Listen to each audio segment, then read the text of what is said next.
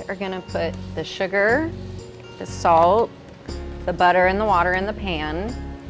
We're gonna bring it up to a boil. And when it comes up to a boil, we're gonna add high gluten flour to it, and we will cook it until it's coming away from the sides of the pan. So you add that all in one addition, and as the flour absorbs the water, it's gonna start coming together as one mass. So now we're gonna put that in a mixing bowl, and with the paddle attachment, we are gonna beat it until some of the steam comes off of it before we add the eggs. If you add the eggs right now, you have a chance of maybe cooking some of the eggs a little bit, so you don't want to do that. So as soon as a little bit of the steam comes off, we're going to add one egg at a time. And after each egg is completely absorbed, then we will continue adding.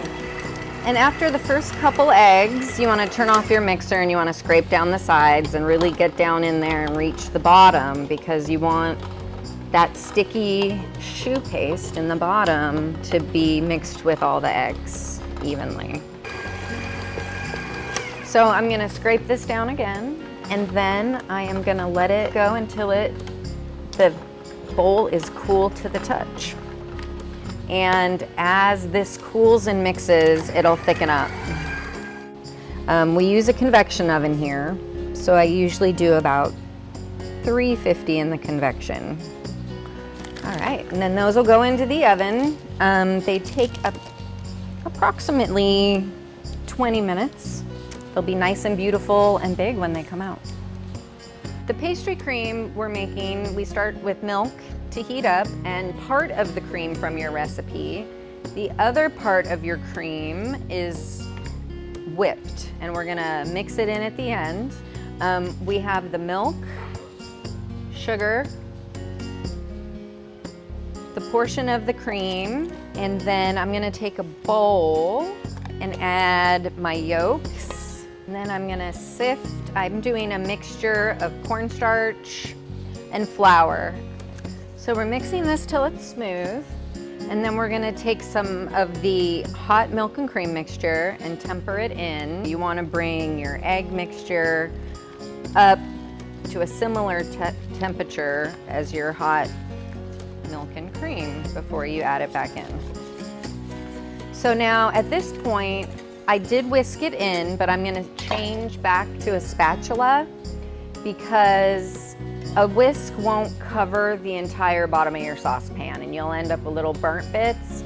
And it's always best, you really want to cover all the bottom while this comes up to a boil and thickens. We're going to cook the starch out of it, and that's what's going to thicken it. And I want this to come to a boil for a good minute. You really want the starch cooked out of it, or it has a real chalky taste in your mouth. Now the amount of rum in here, in the recipe, I prefer a little extra rum. I like my eggnog to be really, really boozy.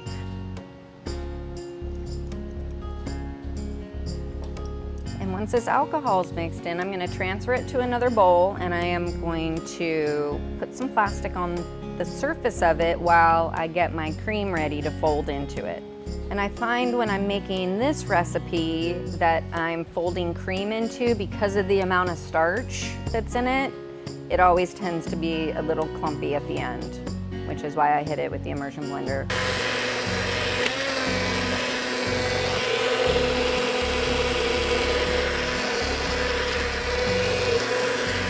Now, before we add the whipped cream to this, we're gonna let it cool just a little bit. If this is too warm when we add the whipped cream, it'll melt your whipped cream.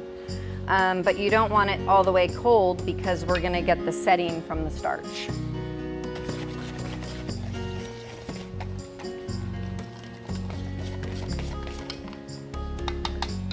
Okay, so now we're gonna add our cream to our pastry cream. We're gonna fold that in.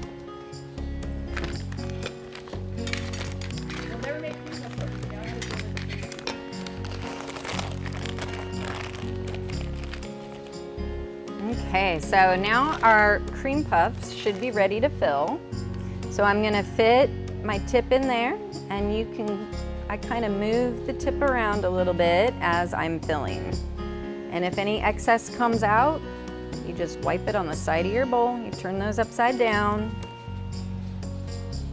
When it starts to come out the bottom, you know it's full. You don't know by weight. You would think you would feel it. If you hold your cream puff like this, you can feel it expanding just slightly in your hand, and you know that you got the cream in there. So this is a finishing option, which is very nice. So these ones are finished with a Swiss meringue. It's 1 part egg whites to 2 parts sugar. You heat that gently over a bain-marie till the sugar is dissolved, and then you whip it until it's stiff, and then you top them. And we use a light torch to torch them.